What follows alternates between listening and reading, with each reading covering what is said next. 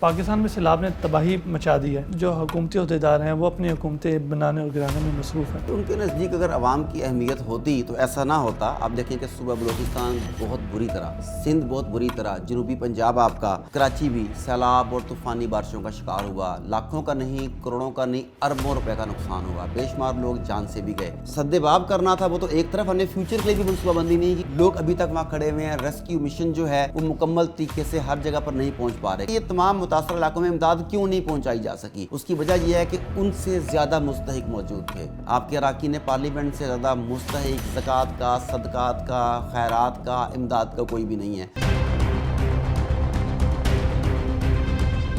السلام علیکم ناظرین، میں ہوں آپ کا میزبان مجیب الرحمان اور آپ دیکھ رہے ہیں ڈیئر ٹو ٹاک۔ ناظرین، بات کرتے ہیں اس ہفتے دنیا بھر میں ہونے والی اہم خبروں پر۔ ہمارے ساتھ موجود ہے معروف تجزیہ نگار جناب ڈاکٹر عارف صدیقی صاحب، اور انہی کے ساتھ مخدوم عدیل عزیز صاحب بھی ہمارے ساتھ موجود ہیں۔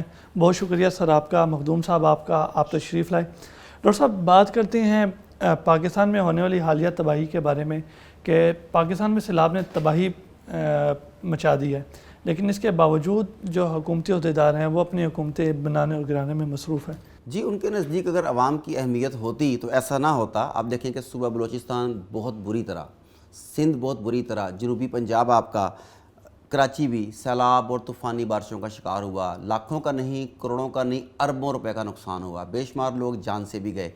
اور ہم نے ابھی تک اس کا جو سد باب کرنا تھا وہ تو ایک طرف، ہم نے فیوچر کے لیے بھی منصوبہ بندی نہیں کی کہ دوبارہ ایسا کوئی معاملہ نہ ہو۔ لوگ ابھی تک وہاں کھڑے ہوئے ہیں۔ ریسکیو مشن جو ہے وہ مکمل طریقے سے ہر جگہ پر نہیں پہنچ پا رہے۔ کہیں کہیں پہ کچھ لوگ گئے، انہوں نے کچھ لوگوں کو ریسکیو بھی کیا، خوراک بھی پہنچائی، ڈاکٹرز بھی پہنچے، ملٹری ہیلی کاپٹرز بھی ہم نے پہنچتے ہوئے دیکھے، ریسکیو ٹیمیں بھی پہنچیں، مگر کیا تمام متاثرہ علاقوں میں یہ امداد پہنچا دی گئی؟ جواب ہے نہیں۔ اب سوال ہے کہ یہ تمام متاثرہ علاقوں میں امداد کیوں نہیں پہنچائی جا سکی؟ اس کی وجہ یہ ہے کہ ان سے زیادہ مستحق موجود تھے۔ آپ کے اراکین پارلیمنٹ سے زیادہ مستحق زکوٰۃ کا، صدقات کا، خیرات کا، امداد کا کوئی بھی نہیں ہے۔ پھر آپ کو پتہ ہے کہ ہمیں انہیں خریدنا پڑتا ہے۔ ہمیں ان کی ہارس ٹریڈنگ کا لفظ انہی کے لیے تو نکلا ہے۔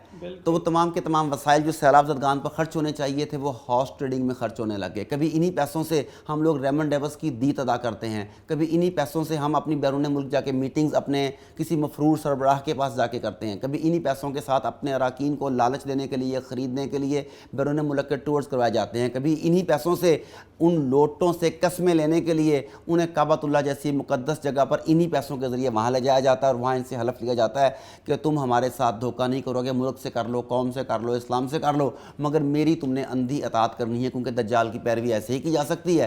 یہ سب کا سب ہمارے ہاں چلتا چلا جا رہا ہے، اور آپ اس پہ جتنا مرضی افسوس کا اظہار کر لیں، میں جتنا مرضی افسوس کا اظہار کر لوں، ہمارے افسوس کے اظہار کرنے سے کچھ اس لیے نہیں بدلے گا کہ لوگ آج بھی ان کے اندھے فالوورز۔ بالکل ٹھیک۔ آپ کسی بھی جماعت کی بات کر لیں، اس کا کوئی بھی پیروکار، اس کا کوئی بھی فالوور اپنے سربراہ کے خلاف ایک بات بھی سننے کو تیار نہیں۔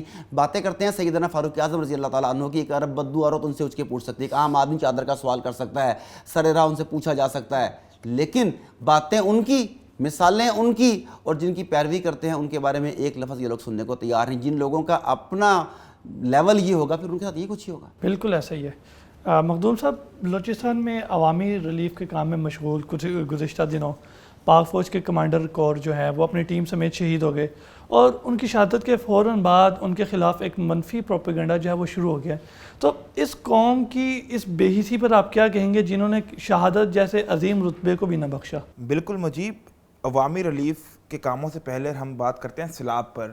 سر نے ایک جملہ بولا تھا کہ ابھی تک اس کا سدباب نہیں کر سکے کہ ہر سال سیلاب کیوں آتا ہے۔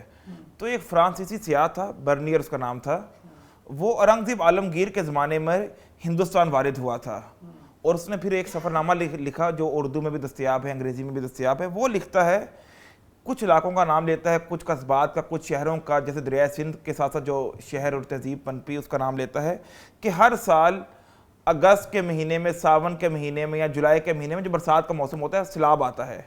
یہ 400 سال پہلے لکھ رہا ہے برنیئر۔ ان قصبات کو آج آپ مارک کر لیجئے، آج بھی وہاں پہ سیلاب آتا ہے، ہر سال آتا ہے، 400 سال سے لگاتار آ رہا ہے۔ تو یہ تو ہو گئی ہمارے حکمرانوں کی ترجیح کہ 400 سال میں کچھ نہیں بدلا۔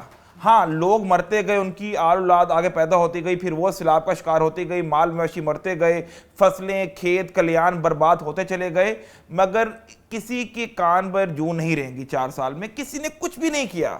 اورنگزیب عالمگیر کے بعد ہم نے دیکھا کتنی سلطنتیں آئیں, کتنی سلطنتیں مٹ گئیں, پوری دنیا کا نقشہ تبدیل ہو گیا. انگریز آ کر چلے گئے یہاں پر, پاکستان کو موڑ سے وجود میں آئے ہوئے 75 سال ہو گئے, مگر کچھ نہیں بدلا. اب ہم بات کر لیتے ہیں عوامی ریلیف کے کاموں پر جو مشغول تھا. پاک فوج کے جوان اور پاک فوج کے اعلیٰ افسران, ان کی شہادت ہوئی یہاں پر. اور آپ نے کہا معاشرتی رویہ, آپ نے لفظ یوز کیا. معاشرتی رویہ نہیں ہے. ہمیں بلوچی قوم پرستوں کا پتہ ہے, سب کو پتہ ہے سپریشن موومنٹ چل رہی ہے بلوچستان میں, را فنڈڈ. وہ طنز و تشریح کریں تو ہمیں اتنا برا محسوس نہیں ہوتا کہ وہ تو ہیں ہی قوم پرست. اگر پشتون قوم پرست عناصر جو پاک فوج کے خلاف ہیں, جو پاکستان کی سالمیت کے خلاف ہیں, جو آزاد پختونستان قائم کرنا چاہتے ہیں, اگر وہ اس پہ طنز و تشریح کریں تو ہمیں پھر بھی اتنا برا محسوس نہیں ہوگا کہ ان کا نظریہ ہمارے سامنے ہے. مگر پاکستان کی سب سے بڑی جماعت, میں نام لے لیتا ہوں, پی ٹی آئی, کیونکہ جو شہداء کے وارثین تھے انہوں نے باقاعدہ کہا ہے, اور پاک فوج کے ترجمان نے کہا ہے کہ اس پاک فوج میں سخت غم و غصہ پایا جاتا ہے. پی ٹی آئی کے میڈیا ونگ نے, اور اب ان کی مافیوں کے بیان بھی آ رہے ہیں, جو چند ان کے جو لڑکے گرفتار ہوئے ہیں, انہوں نے باقاعدہ ٹرولنگ کی, ایسے ایسے کمنٹس. اور یہ ایسی خبر تھی جو عالمی ذرائع ابلاغ نے شیئر کی, جس میں انڈین چینلز بھی تھے, امریکن نیوز چینلز بھی تھے, بی بی سی نے بھی, ان کے نیچے جا کے کہ ہم تو نیوٹرل ہیں, اور ایسے ایسے گھٹیا کمنٹ کیے جو کوئی انسان سوچ بھی نہیں سکتا. اور مجھے اتنی شرمندگی ہوئی مجیب, اتنی مجھے اور غصہ بھی آیا کہ انڈینز نے لکھا ہوا تھا کہ بھائی کسی انسان کے مرنے پر ایسا نہیں کرتے, آپ عجیب لوگوں جو ہنس رہے ہو, آپ کا ایک ڈیکوریٹڈ سولجر, آپ کا ایک جرنیل فوت ہوا ہے اور آپ لوگ ہنس رہے ہو. تو یہ انتہائی ذلت امیز حرکت انہوں نے کی ہے, اور انتہائی امیچورٹی کا ثبوت دی ہے, اور جس کا نقصان انہیں بھگتنا پڑے گا انشاءاللہ العزیز. یہ ناقابل معافی جرم ہے. بالکل ٹھیک. یعنی ڈاکٹر صاحب یہ جو ابھی ریسنٹلی جو حالات اتنے خراب ہوئے ہیں, جو کچھ لوگ گرفتار ہوئے ہیں, کچھ لوگ فرار ہو گئے ہیں, تو یہ تمام انہی وجہ سے. جی دیکھیں, کور کمانڈر جس کی ہم بات کر رہے ہیں جنرل سرفراز, وہ کسی سیاسی کام میں تو مگن نہیں تھے, وہ ریلیف کا کام کر رہے تھے, وہ ریسکیو کر رہے تھے. وہ ان کی ٹیم ہیلی کاپٹر میں جو ٹیکنیکل خرابی پیدا ہوئی اس کی وجہ سے کاپٹر کریش کر جاتا ہے, وہ سارے کے سارے شہید ہو جاتے ہیں. یہ ایک ایسا سانحہ تھا جس کے اوپر قوم کو ان کے خاندان کے اس ادارے کے ساتھ شانہ بشانہ کھڑا ہونا چاہیے تھا. وہ انہیں ریسکیو کرنے کے لیے نکلا ہوا تھا. آپ نے ان کے ٹرولز بنانے شروع کر دیے, آپ نے ان کے مذہقہ خیز لطیفے بنانے شروع کر دیے, ایسے ایسے فکرے بتائے, جیسا کہ یہ بتا رہے ہیں کہ انڈین میڈیا تک کہہ اٹھا کہ تم کیسے لوگ ہو. اب وہ نفرت انگیز سیاست سیاسی جماعتوں نے ان کے اوپر کرنی شروع کر دی, ان ڈیڈ باڈیز کے اوپر, شہداء کی ڈیڈ باڈیز کے اوپر. ونس اگین یہ بات پھر ثابت ہوتی ہے اس بات سے کہ یہ ہمارا نظام اتنا بدبودار ہو چکا ہے کہ اس میں سے اخلاقیات کا جنازہ نکل چکا ہے. پھر یہ اتنے بہادر تھے ٹرولز کرنے والے کہ جیسے ہی ایف آئی اے نے چند گرفتاریاں کی تو یہ سب کے سب ویسے ہی معافی مانگنے لگے, جیسے نوین جندل نپور شرما کے معاملے میں جن یوٹیوبرز نے انڈیا سے بدتمیزیاں کی تھیں, 2 بندوں کو کیفر کردار تک پہنچایا گیا, تو ان کی یک کے بعد دیگرے ویڈیو سامنے آنے لگی کہ ہم معافی مانگتے ہیں, ہم تو تمہارے بھائی ہیں, ہمیں معاف کر دو, غلطی ہو گئی, اللہ کا واسطہ ہے, وہ ویڈیو ڈیلیٹ کر دو گے, جس چیز نے شیئر بھی کی ہے. اب یہی معاملہ ان جماعتوں کے جو پولیٹیکل سوشل میڈیا ایکٹیوسٹ ہیں, انہوں نے معافیاں مانگنے کا سلسلہ شروع کیا ہوا ہے. سمجھنے کی بات یہ ہے کہ کون سی پولیٹیکل پارٹی ایسی ہے جس نے سوشل میڈیا ایکٹیوسٹ کے لیے کوئی ٹریننگ پروگرام کنڈکٹ کروایا ہو, انہوں نے کوئی ایسا ادارہ بنایا ہو جہاں ان کے پولیٹیکل سوشل میڈیا ایکٹیوسٹ جو ہیں وہاں پہ ٹرین کیے جاتے ہو کہ تم نے الفاظ کون سے بولنے ہیں, تم نے کس انداز میں بولنا ہے, کس بارے میں کس نے بات کرنی ہے. دیکھیں بہت بڑی جماعت جو ہے, کوئی بھی جماعت, آپ نے ایک کی بات کی, میں باقی جماعتوں کو اس میں سب کو اکٹھا کر لیتا ہوں نا. آپ کی جماعتوں کی ایک نہیں کئی کی میڈیا ونگز ہیں. کیا آپ کو یہ طے نہیں کرنا چاہیے کہ کس معاملے میں کون بولے گا, کس معاملے میں کس آدمی کا بیک گراؤنڈ مضبوط ہے, آرمی کے بارے میں کون بولے گا, انڈیا کے معاملے میں کون بولے گا, امریکہ برطانیہ کے معاملے میں کون بولے گا, روس یوکرین کی ہوتی ہے نا, ٹریننگ ہوتی ہے نا, ٹریننگ دی جاتی ہے کہ کس طرح ہم نے ٹویٹر پہ گالیوں کو ٹرینڈ چلانے ہیں. انہیں یہ کہا بازاری زبان, انہیں یہ دکھایا جاتا ہے, لیکن ان کی نظریاتی تربیت نہیں کی جاتی.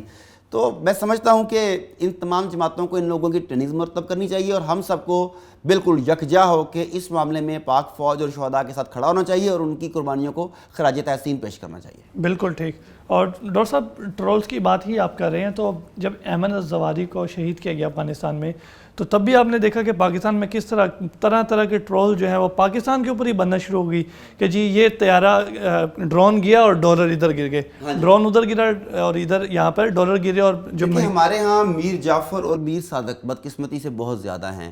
یہ لوگ نسل در نسل ہمارے صاحبان اقتدار میں, ایوان اقتدار میں پھرتے رہتے ہیں, وہاں تک پہنچ جاتے ہیں, اور ان کے پھر جو اولاد ہے وہ ان کی سیاسی وراثت کو سنبھال لیتی ہے, اور ہم سب لوگ مجبور رہتے ہیں. بالکل ایسا ہی ہے. بات کر لیتے ہیں ڈاکٹر صاحب اسرائیل کے حوالے سے.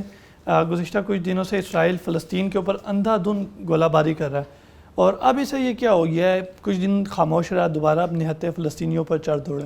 جی بالکل, تقریباً 1 سال تک سکون رہا فلسطین اور اسرائیل کے درمیان. اس طرح کی اوپن وار نہیں ہوئی, اکا دکا وارداتیں ہوتی رہیں, اسرائیلی ظلم و ستم بھی جاری رہا, مسجد اقصیٰ کے اندر ان کی پینیٹریشن بھی جاری رہی, مسجد اقصیٰ کو وہ جو گرانے کی مذموم کوششیں کرتے ہیں وہ بھی کرتے رہے, یہاں تک تو ٹھیک تھا.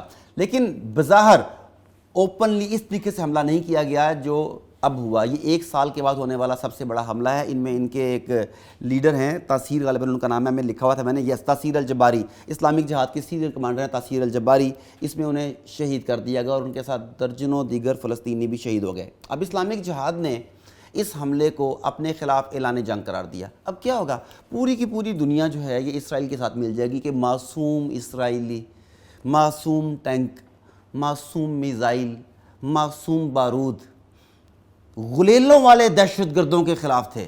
ان کے پاس تو غلیلیں تھیں, وہ پتھر مار رہے تھے, ان کے پاس زبان تھی جو تلوار کی طرح کاٹ رکھتی تھی, وہ مسلمانوں کو اندر سے جگا رہا تھا. تو مظلوم اسرائیلی بیچارے کیا کرتے. پوری دنیا کا اینڈ پر یہی ہوگا. اب دیکھ لیں, اسلامک جہاد نے ابھی اعلان کر دیا, اور انہوں نے فلسطین کی تمام تحریکوں کو اپنے ساتھ کھڑا ہونے کی دعوت بھی دے دی ہے.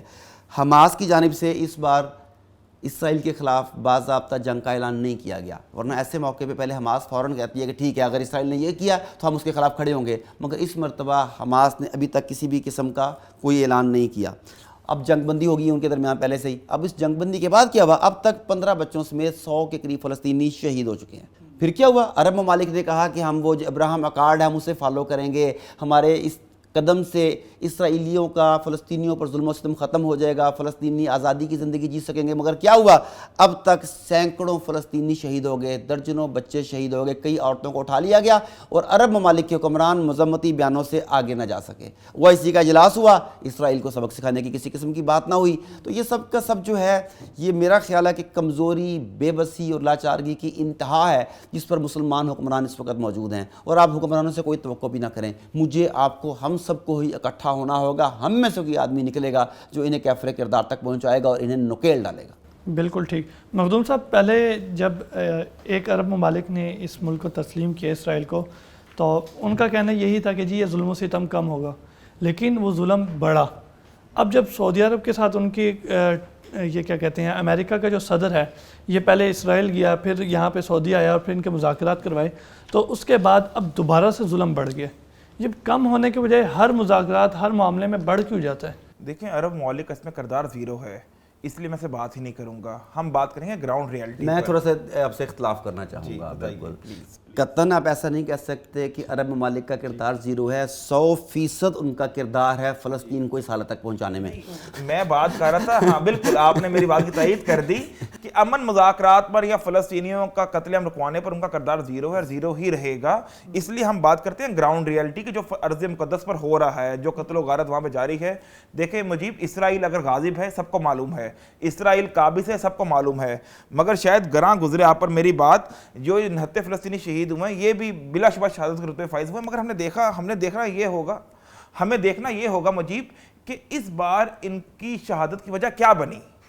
جیسے ڈاکٹر صاحب نے کہا, حماس نے اعلان جنگ نہیں کیا, اور بھی مسلح تنظیمیں ہیں جو کہ بڑا اثر و رسوخ رکھتی ہیں فلسطینیوں میں, انہوں نے بھی اعلان جنگ نہیں کیا.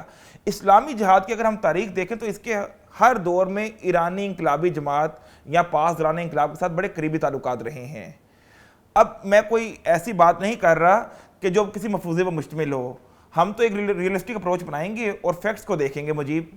اب پاسداران انقلاب نے, انقلاب کو 40 برس ہو گئے ایران کے, آج تک اسرائیل کے خلاف ایک پتھر بھی نہیں اٹھا کے مارا. گو کہ خمینی کہا کرتا تھا اگر ایک پانی کی بالٹی بہا دو تو اسرائیل بہہ جائے گا اس سیلابی ریلے میں, مگر انہوں نے خود ایک پتھر بھی نہیں مارا. اب اسلامی جہاد کی جو لیڈرشپ جن پہ حملے کیے ہیں, ایک طرف اسرائیل بمباری کر رہا تھا, دوسری طرف ان کا ریئیکشن کیا تھا. جو ان کے راکٹس تھے, جو ایرانی ساختہ راکٹس تھے, وہ ایک راکٹ بھی نہیں پہنچ سکا. اکا دکا پہنچے بھی تو اس سے کیجولیٹی زیرو ہوئی. کوئی ایک اسرائیلی اس بار زخمی بھی نہیں ہوا, جو کہ بڑے المیہ کی بات ہے.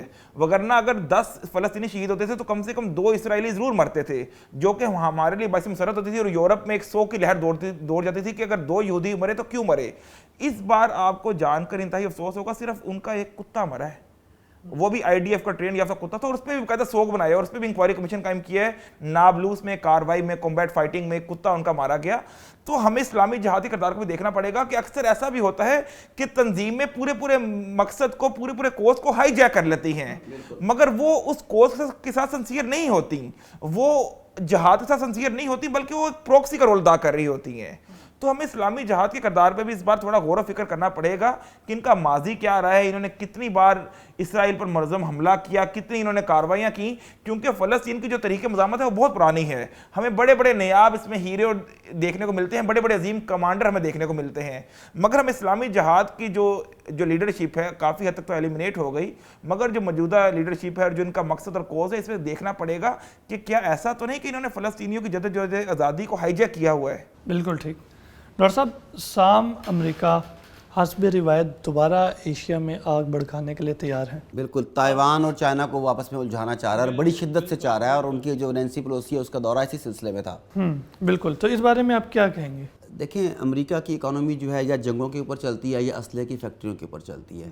اب اس وقت دنیا میں کہیں پر بھی اتنا بڑا خون ریز مارکا نہیں ہو رہا جہاں سے اس کی فیکٹریاں اسلحہ بیچ سکیں. روس جو یوکرین سے بہت ساری امیدیں وابستہ تھیں, مگر روس نے جو ایٹمی جنگ کی دھمکی دے دی, پھر اس نے گیس پیٹرول بند کرنے کی جو بات کر دی, اس کے نتیجے میں یورپ تھوڑا سا ڈر گیا, سہم گیا اور پیچھے ہٹ گیا.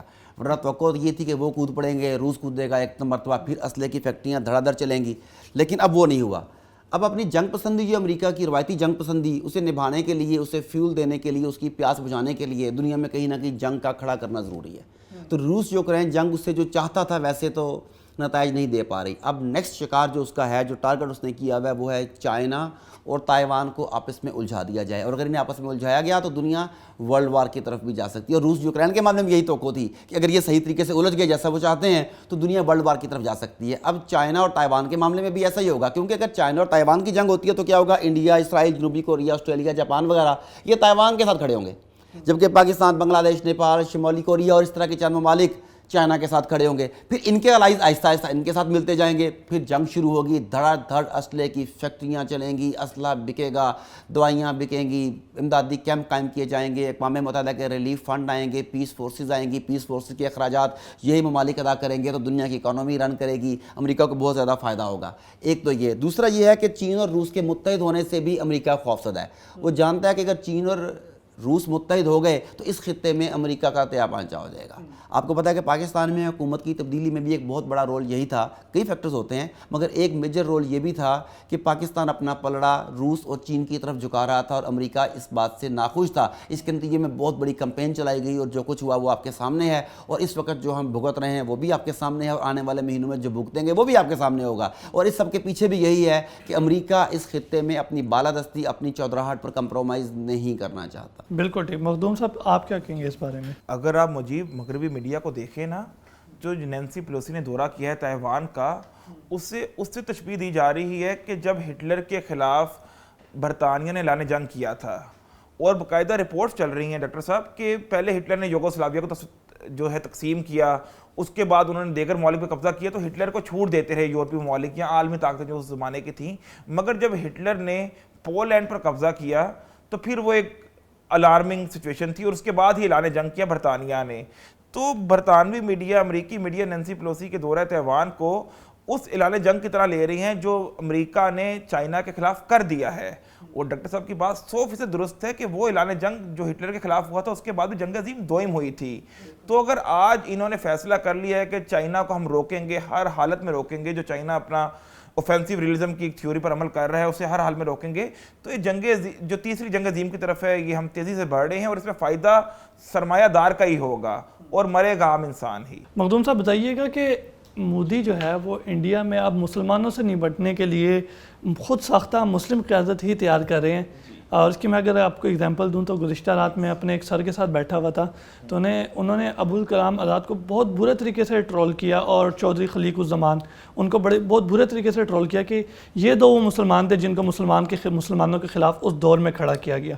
تو آپ تو تاریخ کے بہت اچھے ماشاءاللہ سے آپ کا مطالعہ بہت زیادہ اس چیز میں اور آپ بہت زیادہ اس چیز کے بارے میں نالج رکھتے ہیں, کیا کہیں گے اس بارے میں آپ؟ پہلے تو ان سر سے میں ملوں گا کہ کس طرح سے ابوالکلام آزاد کو مسلمانوں کے خلاف کھڑا کیا گیا, کیونکہ ہم ابوالکلام آزاد کی زندگی دیکھتے ہیں 1908 سے لے کر 1958-57 تک جب ان کی وفات ہوئی, ان کی زندگی کے 40-50 سال جو انہوں نے سیاست میں گزارے وہ ہمیشہ مسلمانوں کی خدمت میں گزارے. گو کہ ان کا پاکستان سے اتفاق نہیں ہو سکا, مگر پاکستان سے اتفاق نہ کرنے کا مطلب, اس نظریے سے اتفاق کرنے کا مطلب یہ نہیں ہے کہ آپ اہل اسلام یا اسلام کے غدار ہو گئے. انہوں نے الحلال نکالا, ان کا ابھی تک پڑھا جاتا ہے رسالہ, اور الحلال وہ شمارہ تھا مجیب جس نے 20ویں صدی کے اوائل میں اسلامیہ نے ہند کی سوچ و فکر تبدیل کر دی اور انقلاب برپا کر دیا. کیا شبلی نعمانی, کیا اقبال, ہر ایک شخص نے الحلال کے شمارے سے رہنمائی لی. اب ہم بات کرتے ہیں انڈیا میں جو ہونے جا رہا ہے. انڈیا میں مودی نہ صرف مسلم لیڈرشپ تیار کرنے جا رہا ہے بلکہ کچھ قبریں بھی آنے والے وقت میں آپ کو نظر آئے گا اچانک سے 400 سال بعد دریافت ہو گئیں, اور وہ پھر انڈیا میں ہندو مسلم یونٹی کا اور بین المذاہب کی ہمانگی کا مرکز بن جائیں گی. دارالشکو کی قبر انڈیا میں دریافت ہو رہی ہے اور باقاعدہ مودی نے سروے آف انڈیا کو حکم جاری کر دیا کہ ہر حال میں اس کی قبر کھوج کر نکالی جائے. اور ہمیں آپ سب کو علم ہے کہ دارالشکو کون تھا, وہ کس طرح سے سناتن دھرم کا قائل تھا اور کس طرح سے جو ہندو جوگیوں کی عزت اور نصرت کرتا تھا, اور یہی وجہ بنی تھی دونوں بھائیوں میں لڑائی کی, جنگ کی, اور اورنگزیب کو اس لیے ہی متون کیا جاتا ہے. تو انڈیا میں لیڈرشپ تیار ہو رہی ہے, قبریں بھی تیار ہو رہی ہیں, اور یہ بات جو ہے اسلامیہ نے ہند کے لیے بہت بڑی لازمی سچویشن ہے. آپ اس چھوٹی سی مثال لے لیں, لال سنگھ چڈھا ایک عامر خان کی فلم آ رہی ہے, اس کا پروڈیوسر ہندو, اس کا ڈائریکٹر ہندو, اس میں کام کرنے والے 90% اداکار اور جو دیگر عملہ ہوتا ہے, پروڈکشن ٹیم جو ہوتی ہے, وہ سارے ہندو, مگر ایک عامر خان, چلیں ہم اس کے ایمان پہ شک نہیں کرتے, مگر وہ کیونکہ دنیاوی طور پر خود کو اتنا پریکٹسنگ مسلم نہیں کہتا خود بھی, وہ اس کا نام مسلمانوں میں والا ہے, اس پر بائیکاٹ کی مہم چل رہی ہے اور اتنی شد و مت سے جاری ہے کہ اس بار بار عامر خان معافی مانگ رہا ہے. تو اگر آپ بالی ووڈ کے سٹار ہی بن جائیں, اگر آپ ٹیمپلز میں حاضری بھی دیں, اگر آپ متھا بھی ٹیکیں, تب بھی وہ آپ کو معاف کرنے کے لیے تیار نہیں ہے. اور آپ کا حل انہوں نے یہ سوچا ہے کہ اپنی ہی, جیسے وسیم رضوی ملعون سناتن دھرم اختیار کر گیا, اس طرح چند ایک لیڈرشپ پیدا کر دی جائے گی ایسا, اور انہی کو ہی رہنما بنایا جائے گا. اور اس میں حال ہی میں اجیت ڈوال نے ایک میٹنگ کی بھی ہے, وہ آل انڈیا صوفی مشائخ, بالکل آپ تھوڑی روشنی ڈالیے اس پہ. میں بتاتا ہوں آپ کو, مودی حکومت جو ہے یہ انگریزوں کی یاد تازہ کر رہی ہے. ہمارے ہاں کئی لوگ کہتے تھے کہ انگریز کا دور بڑا اچھا تھا تو انہیں انڈیا چلے جانا چاہیے کیونکہ وہاں اب انگریزوں کا دور تازہ ہونے جا رہا ہے. انگریزوں نے ہمارے یہاں کے سجادہ نشینوں کو, گدی نشینوں کو خریدا.